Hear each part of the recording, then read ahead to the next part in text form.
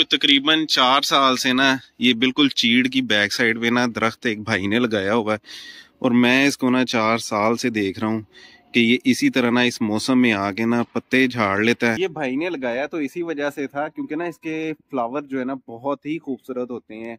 शायद उनको ना वो मूवी की याद आ गई हो, मोहब्बत। तो गाइज आपने ना उस मूवी में देखा होगा कि बहुत ही खूबसूरत ना उन्होंने ट्रीज दिखाए थे जिनके ना लीफ बहुत ही खूबसूरत थे।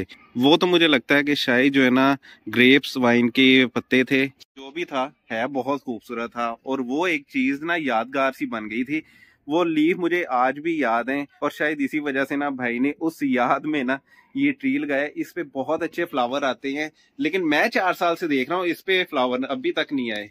लगा दिया है, देखते हैं कि कब फ्लावर पे आता है। हर बार जो है ना सोचते हैं कि इस दफा लाजमी जो है ना ये प्लांट फ्लावरिंग पे आएगा, लेकिन मेरे ख्याल में यहाँ पे धूप की कमी की वजह से ना ये प्रॉपर फ्लावरिंग पे नहीं आता। तो दोस्तों मैंने आपसे शेयर किया था कि आज जो है ना लाजमी हम जो हमारे हवरथिया प्लांट्स है ना जो फ्लावरिंग पे आए हुए हैं उनकी पॉलिनेशन करेंगे और आपको दिखाएंगे कि किस तरह जो है ना पॉलिनेशन को सक्सेसफुल बनाया जाता है, क्योंकि हवरथिया प्लांट्स को ना थोड़ा सा डिफिकल्ट है पॉलिनेशन करना। तो मेरे ख्याल में टाइम ज़ाया नहीं करते, आज थोड़ी सी देर हो गई है, चलते हैं फौरन फॉर्म पे। अस्सलाम वालेकुम, welcome back to my YouTube channel. उम्मीद है कि आप सब दोस्त खैरियत से होंगे। तो दोस्तों आज मुझे ना यहाँ पे फॉर्म पे आते हुए ना काफ़ी ज़्यादा देर हो गई है। आज मेरा ना बिल्कुल मूड नहीं कर रहा था। कुछ दिन ऐसे होते हैं कि जिस दिन ना आपका दिल नहीं कर रहा होता कि कोई काम किया जाए। आज भी कुछ इसी तरह का दिन था। कुछ सुबह से ना बड़ी भागदौड़ लगी हुई है, इस वजह से ना आज थोड़ा लेट हो गए हैं वीडियो बनाते हुए भी और यहाँ पे आते हुए। कल दोस्तों एक बड़ा अजीब सी ट्रेजेडी हो गई मेरे साथ। वो ये कि मैं जब यहाँ पे आया था ना रात के टाइम, कि मैंने कहा जाके देखते हैं कि क्या सिचुएशन है, क्योंकि रात को ना काफ़ी ज़्यादा ठंड हो गई थी और इस वजह से मैंने कहा चले जाके देखते हैं कि हमारे जो बर्ड्स हैं कहीं वो तो नहीं डिस्टर्ब हो रहे इस शदीद ठंडी हवा से। मैं आया तो इस वजह से था कि अपने जितने भी परिंदे हैं ना जो बर्ड्स हैं, क्योंकि कुछ बर्ड्स ने ना बच्चे भी दिए हुए हैं, तो उनको मैं देखने आया था कि कहीं ना इनको हवा तो नहीं लग रही। बाय द वे देखें जी, ये हैं जी हमारे वो चूजे जो हमने अपने इनक्यूबेटर से हैच किए हैं और हमारे ये देखें जी कितने बड़े हो चुके हैं चूजे। और लेकिन वेल्डर और सिल्की, तो गाइस सिल्की तो मेरे पास ना 3 ही चूजे निकल सके।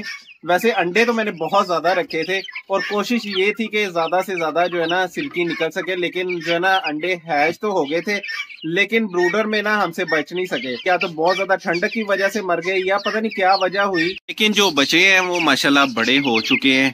इनको जरा ओपन कर देते हैं, देखते हैं बाहर निकलते हैं कि नहीं। तो गाइज हुआ ये कि जब मैं यहाँ पे आया ना और आके जब मैंने ये वाली लाइट जलाई है ना, तो मैंने चलानी तो ये वाली लाइट थी, लेकिन मुझसे ना गलती से इनक्यूबेटर का ना बटन बंद हो गया। गलती से बटन को बंद किया ना इसका, तो ये वाली सेटिंग ना जो यहाँ पे सेटिंग हुई है, जो कैलिब्रेशन हुई है, सारी रिवर्स हो गई। और मैं अल्लाह का बंदा ऐसा कि मुझे ये अब समझ ही ना आया कि ये हुआ क्या है। अब मैं आपको दिखाता हूँ कि अगर इसको दबा के रखते हैं ना तो यहाँ पे आएगा P0 और फिर दोबारा दबाएंगे ना तो ये H लिखा आता है।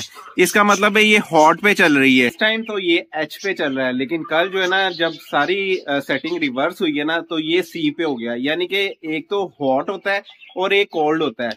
यानी कि हॉट में आप चला सकते हैं या कोल्ड भी आप चला सकते हैं। तो कोल्ड में होता ये कि जो है ना बल्ब चलने बंद हो गए थे, तो मुझे तो खैर पता ही नहीं चल रहा था कि अब इसके साथ करना क्या और क्या वजह हुई है। मैंने सारे अंदर से बल्ब उतार के ना दोबारा फिर उसकी फिक्सिंग की है, लेकिन फिर भी ना चले। फिर मैंने सेटिंग देखी है, गूगल से सर्च किया है, तो फिर मुझे जाके पता चला है कि ये जो है ना साहब कोल्ड पे चलना शुरू हो गए, जिसकी वजह से ना बल्ब चल नहीं रहे। तो काफी ज्यादा टाइम जाया करने के बाद ना मुझे इसकी सारी सेटिंग अब पता चल गई कि किस तरह ना इनक्यूबेटर की ये कैलिब्रेशन की जाती है। चलें, इसका ये तो फायदा हुआ कि इन फ्यूचर अगर कोई मसला आता है ना तो पता चल जाएगा कि ये मसला है कि जिसकी वजह से ना इनक्यूबेटर चल नहीं रहा। इन चूजों को मैंने बाहर निकाल तो दिया है और ये ना इधर वैसे घूम फिर रहे हैं। मुझे ना डर लग रहा है कि कहीं कोई ना चील और कौवा ना आ जाए जो इसको ना उठा के ले जाए। वैसे क्योंकि मैंने ना वहाँ शेड के अंदर जाके काम करना है, तो ये ना हो कि वहां पे काम करते हो और पता चले जी कि चील या कौवा जो है ना लेकिन वेल्डर उठा के ले गया। आपको पता है ना लेकिन वेल्डर के हमने कितने महंगे एग्स खरीदे थे, और वैसे भी इस साइज का चूजा भी जो है ना एक्सपेंसिव है। तो ये ना हो के यहाँ से ना ये हमारे जो रह गए ये कोई चील या कौवा उठा के ले जाए। बहरहाल अल्लाह के हवाले करते हैं। और मैं देख रहा हूँ कि कुछ जो है ना यहाँ केज के नीचे भी चूहे घुस गए हैं। वहां पे मैंने ना चूहे मारने वाली गोलियां डाली हुई हैं, कहीं ये वो ना खा लें। कोई एक मसला हो तो खैर बताएं। बहरहाल अल्लाह के हवाले करते हैं और मैं चलता हूँ वहां पे अपने शेड में, जाके करते हैं हवर्थिया प्लांट्स की पॉलिनेशन।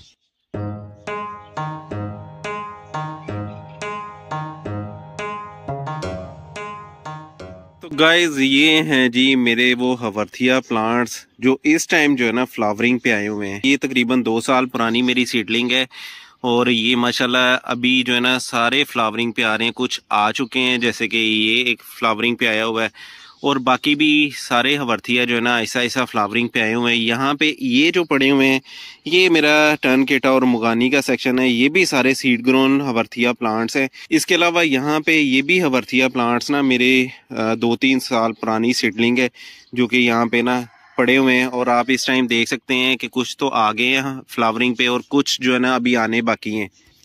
और अगर थोड़ा सा आगे मूव करें तो ये मेरे सारे इंपोर्ट हुए प्लांट्स हैं। और गाइस जो ये प्लांट है ना ये सारे के सारे जो है ना ये सीड ग्रोन प्लांट है। इनमें चंद एक जो है ना टिश्यू कल्चर्ड है, बाकी सारे जो है ना ये सीड ग्रोन। हमेशा एक चीज जो सबसे पहले आती है ना जो पॉलिनेशन को सक्सेसफुल करती है उसमें से सबसे पहले चीज ये कि आपके पास जितने भी प्लांट है ना वो सारे सीड ग्रोन होने चाहिए। क्योंकि जो टिश्यू कल्चर्ड हवर्थिया प्लांट होते हैं ना वो मे बी पॉलिनेट तो हो जाएं लेकिन उसका सीड नहीं बनता। उसका सीड पॉड तो बन जाता है लेकिन सीड जो है ना अक्सर नहीं बनता। और ये चीज ना मैंने इन पे आजमा के देखी हुई है कि जो चीज मैंने टिश्यू कल्चर्ड खरीदी थी ना उसको मैंने पोलिनेशन करके देखी है। उसका ये होता है कि आप उसका पोलन उठा के ना दूसरे के स्टिग्मा में लगा सकते हैं। और दूसरी चीज़ जो आपने सबसे ज़्यादा ख्याल रखनी है ना वो ये कि जितने भी आपको लगे कि यार ये पौधे तो आम है और इनका जो फ्लावर है ना ये किसी काम का नहीं है और जिस मेथड से हम करने लगे हैं पोलिनेशन ये उस मेथड में ना ये काम ख़राब करेगा। तो आपने करना क्या है कि आपने अपने डब से उतारना है वेपन जो भी हो वो आपने पकड़ के इसका सर इस तरह कलम कर देना है और इस तरह, ताकि जो है ना आपकी पोलिनेशन इस तरह के प्लांट जो है ना ख़राब ना करें। यहाँ से आपने इस तरह के जितने भी प्लांट्स हैं ना जो आपको लगे यार ये तो कॉमन है, वैसे ये प्लांट कॉमन नहीं है, बहुत ही खूबसूरत जो है ना रिट्यूसस है और बहुत अच्छी फॉर्मेशन में है। तो आपने इस सारे प्लांट्स के फ्लावर के कर देने हैं सर कलम। क्योंकि गाइस हैमिंग बर्ड ने जब आना ना तो उसने ना यहाँ से भी पोलन कलेक्ट कर लेने हैं ना, क्योंकि इस प्लांट के पोलन जो है ना बड़े स्ट्रॉन्ग किस्म के होंगे और बहुत ही ज्यादा ना पाउडर फॉर्म में होंगे। तो हैमिंग बर्ड ने यहाँ से पोलन उठा लेने हैं और जिस प्लांट पे आपने काम करना है ना जिसको आपने बहुत अच्छे क्रॉस जिससे बनाने उस प्लांट पे आगे ना इसने पोलन छोड़ जाने, तो फिर जो आपने मेहनत की होगी ना वो हो जाएगी जाया। और गाइस जो थर्ड पार्ट है ना वो बहुत ही ज्यादा ना अहम पार्ट है। आपने ले लेना है कारपेट ब्रश का ना टूटा हुआ कोई ऐसा पार्ट जो कि आपके या आपके घर में से ना किसी शरारती बच्चे पे ना किसी बड़े ने उसके लक में मार के ना तोड़ा हो। तो आपने ना इस तरह का पार्ट ले लेना है। मैंने भी इसी तरह ना कहीं टूटा हुआ कारपेट ब्रश लिया था लेकिन ये किसी पे टूटा नहीं था, ये मैं यूज करता था अपनी छत पे। और ये ना वहां पे काम करते हुए ना टूट गया तो मैंने ना इसको संभाल लिया था।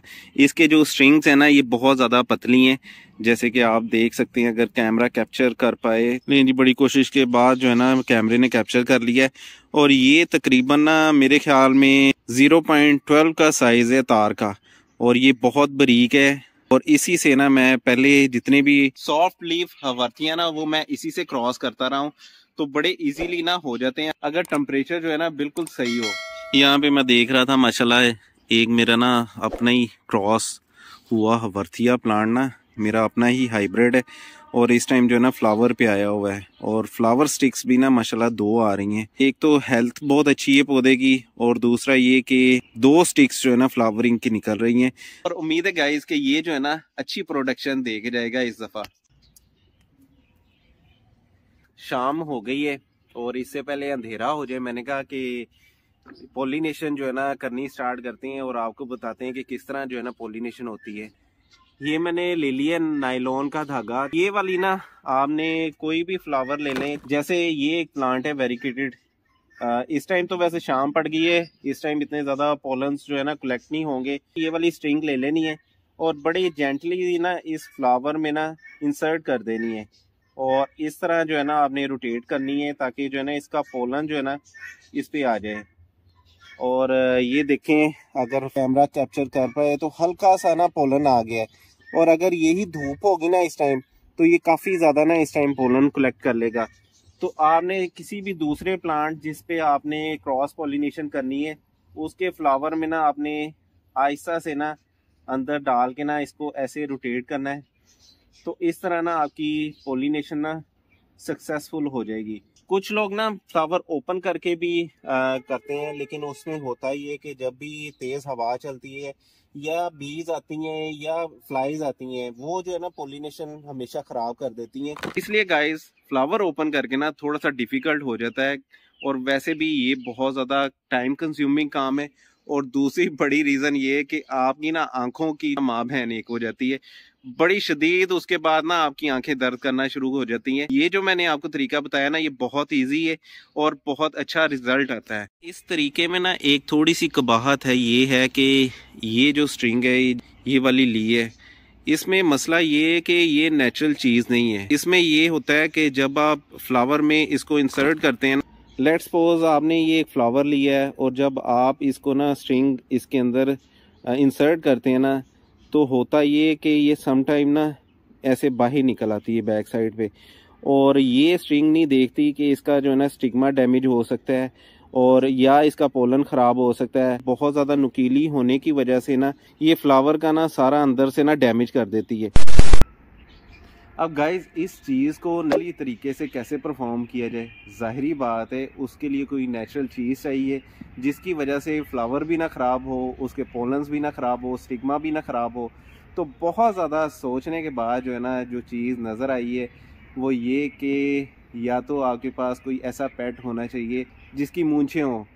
तो मेरे पास तो खैर इस टाइम बिल्ली नहीं है क्योंकि उसकी मूंछें काफ़ी स्ट्रॉन्ग होती हैं और काफ़ी जो है ना बड़ी होती हैं।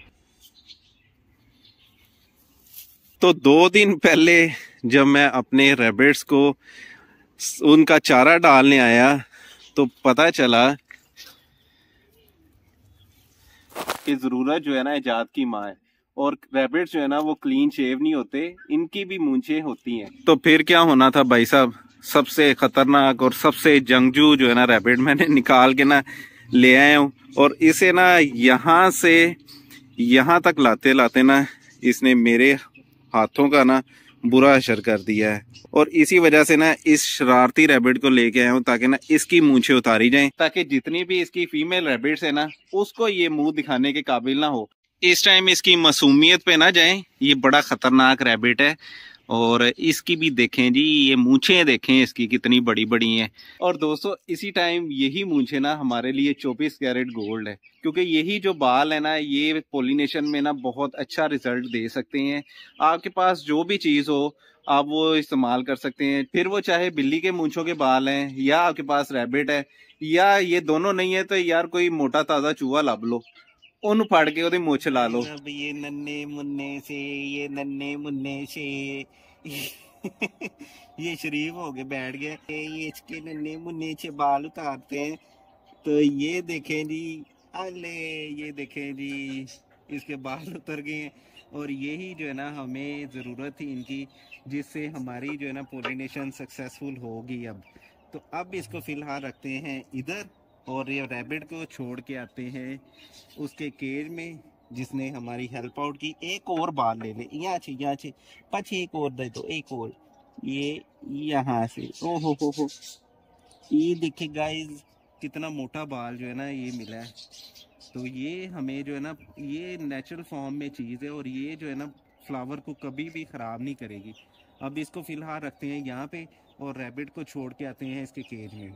तो फ्रेंड्स अंधेरा तो काफ़ी ज़्यादा हो चुका है लेकिन वीडियो को करना था कंप्लीट। ये है जी वो बाल जो कि हमने लिया रैबिट के मूंछ का, तो ये हम यूज़ करेंगे। अब इसका फ़ायदा ये होगा कि ये जितनी मर्ज़ी ज़ोर से ना हम इसको घुमा लें, इससे किसी किस्म का जो है ना फ्लावर के अंदर कोई नुकसान नहीं होगा। इस टाइम पोलन तो नहीं उठाएगा क्योंकि इस टाइम ठंडक हो गई है और वैसे भी ये दिन का काम होता है तो जस्ट आपसे शेयर करना था, तो मैंने कहा चले आपको दिखा देते हैं। मौसम जो है ना ठंडा होने के बावजूद जो है ना इसने पोलन्स उठा लिए हैं, और अब इसको ना किसी भी और प्लांट से जिससे हमने इसको क्रॉस करना है उसके अंदर ये वाले पोलन्स इंसर्ट कर देंगे। ये जस्ट आपको दिखाने के लिए है, इसको जैसे मर्जी घुमाएं क्योंकि ये एक नेचुरल चीज़ है, इससे नुकसान नहीं होगा। तो गाइज आपने एक चीज़ का बहुत ज़्यादा ख्याल रखना है, और वो ये कि अगर आप कैट विस्कर ले रहे हैं ना, यानी कि बिल्ली की मूंछ का बाल ले रहे हैं, तो आपने इस चीज़ का बहुत ज़्यादा ख्याल रखना है कि इस चीज़ में ना एक फंक्शन है जिसकी वजह से ना कैट को प्रॉब्लम हो सकती है। कैट हमेशा जो है ना अपने मूंछों के बालों से ना कोई भी ऑब्जेक्ट का ना डिस्टेंस मेजर करती है अपने फेस से कि वो कितना दूर है, और दूसरा ये कि वो एयर से ना वाइब्रेशन कलेक्ट करती है। तो इस चीज का आपने बहुत ज्यादा ख्याल रखना है कि जिस चीज का भी उतार रहे हैं ना, तो बहुत ज्यादा ना उतारें, एक दो उतार के ना संभाल लें, ताकि जो है ना आप बार बार यूज कर सकें और बार बार आपको ना उतारने की जरूरत ना पड़े।